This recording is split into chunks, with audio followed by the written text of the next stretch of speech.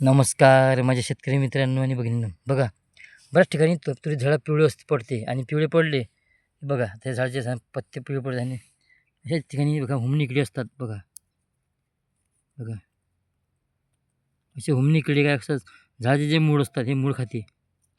त्याच्यामुळे झाडं कमजोर पडते आणि झाडं कधी कधी राहतात मरून जाते. त्यामुळे आपण कोणतं एखादं बुरशीनाशक घ्या.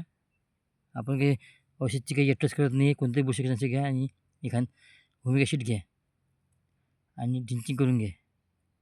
असेच घ्या. अशी हुमणी किडे आपले तुरी झाडाच्या मुळं खातात आणि तुरी झाडं खराब करतात.